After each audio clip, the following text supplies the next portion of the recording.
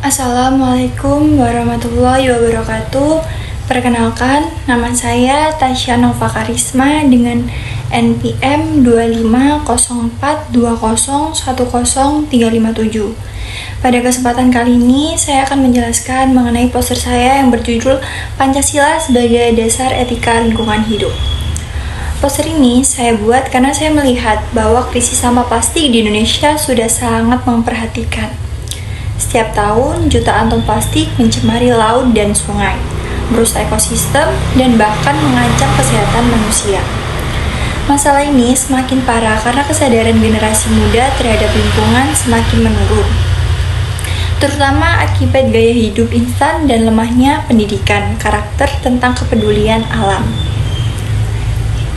Jika kita lihat dari krisis analisis masalah, akar persoalannya bukan hanya pada sampah plastik itu sendiri, tetapi juga pada budaya hidup masyarakat yang serba cepat dan konsumtif. Kita seringkali tidak peduli terhadap dampak jangka panjang dari perilaku kita terhadap lingkungan. Kepedulian terhadap alam belum dianggap sebagai tanggung jawab moral bersama. Padahal seharusnya hal ini menjadi bagian dari etika kehidupan sehari-hari kita. Akibatnya, masyarakat lebih fokus pada kenyamanan sesaat, seperti memakai plastik sekali pakai, dibanding berpikir tentang keberlanjutan bumi untuk generasi mendatang. Melalui nilai-nilai Pancasila, kita sebenarnya sudah memiliki dasar yang kuat untuk membangun etika lingkungan hidup. Misalnya, sila kedua, yaitu kemanusiaan yang adil dan beradab, mengajarkan kita untuk memperlakukan alam secara beradab dan tidak merusaknya. Kemudian, yaitu ada sila kelima, keadilan sosial bagi seluruh rakyat Indonesia.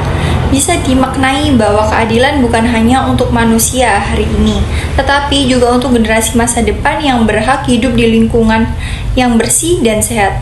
Dari masalah tersebut, saya menawarkan beberapa alternatif solusi. Yang pertama adalah penguatan regulasi dan pengawasan. Pemerintah perlu mempertegas larangan penggunaan plastik sekali pakai dan menggantinya dengan bahan yang ramah lingkungan.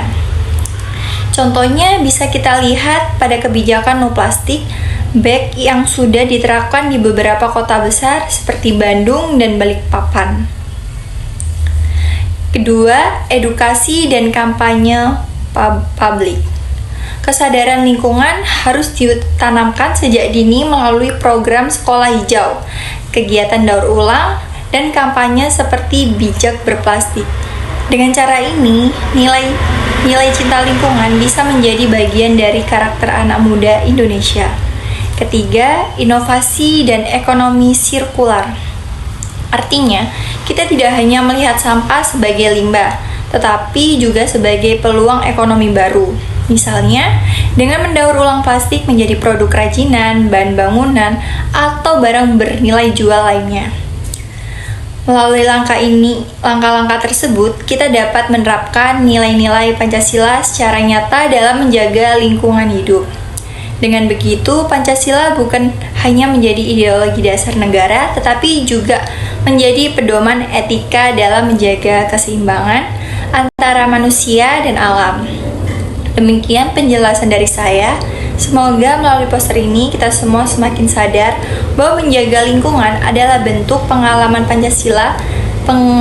Pancasila dalam kehidupan sehari-hari. Terima kasih. Pancasila sebagai dasar etika lingkungan hidup di era modern. Ada konsep bela negara. Bela negara dapat diwujudkan dengan menjaga lingkungan sebagai bentuk cinta tanah air. Dengan berlandaskan nilai Pancasila sebagai gotong royong, tanggung jawab, kita bisa berperan melalui tindakan sederhana seperti kayak menanam pohon, membuang sampah pada tempatnya, dan juga mengurangi plastik demi kelestarian alam di Indonesia. Dan juga ada peran Pancasila. Pancasila menumbuhkan kesadaran spiritual dan tanggung jawab moral dalam warga negara agar selalu bersyukur dan serta menjaga keseimbangan alam. Dengan nilai-nilai tersebut, setiap individu terdorong untuk berbuat baik tidak hanya kepada sesama tetapi juga kepada lingkungan Pancasila. Ada contohnya seperti tidak jauh berbeda dengan konsep bela negara, yaitu ada menanam pohon, tidak membuang sampah sembarangan, serta ikut kerja bakti membersihkan lingkungan, terus juga penerapan nilai Pancasila dan moral dari Pancasila. Dasar etika lingkungan hidup berkelanjutan, yaitu yang pertama ada penerapan prinsip 3R, reduce, pengurangan produksi sampah seperti membatasi penggunaan barang sekali pakai.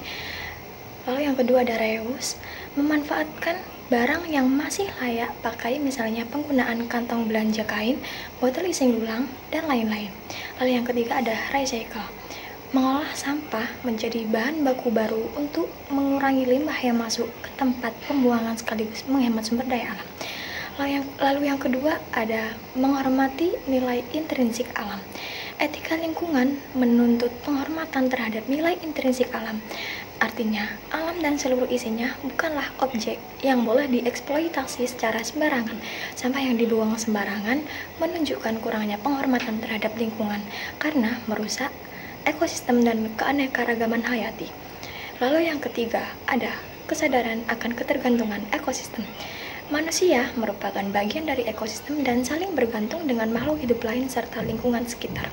Sampah yang tidak dikelola akan mengganggu keseimbangan ini, misalnya mencemari air, tanah, dan udara, yang pada akhirnya merugikan semua makhluk hidup. Lalu yang keempat ada tanggung jawab individu dan kolektif. Setiap individu memiliki tanggung jawab etis atas mengelola sampah mulai dari rumah tangga hingga komunitas dan pemerintah. Kesadaran bahwa perilaku pembuangan sampah berkontribusi pada pencemaran harus disertai dengan sikap aktif untuk mengurangi, memilah, dan mengolah sampah dengan benar. Lalu yang kelima ada hak masyarakat untuk informasi dan partisipasi. Etika lingkungan menuntut transparansi dalam pengelola sampah dan memberi hak kepada masyarakat untuk mengetahui isu lingkungan serta berpartisipasi dalam pengambilan kebijakan. Keterlibatan publik memperkuat komitmen bersama menjaga kebersihan dan keberlanjutan. Lalu yang keenam ada keadilan antar generasi dan makhluk hidup. Pengolahan sampah berarti mempertimbangkan keadilan tidak bagi generasi mendatang dan makhluk hidup lain. Sampah yang menumpuk dan mencemari lingkungan dapat merusak kualitas hidup mereka, sehingga perlu dipastikan agar bumi tetap sehat dan bisa dinikmati secara adil dan oleh semua pihak.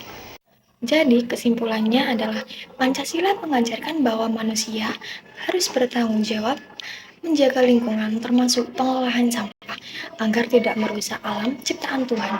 Kesadaran ini mendorong perilaku menjaga kebersihan dan keberlanjutan bumi.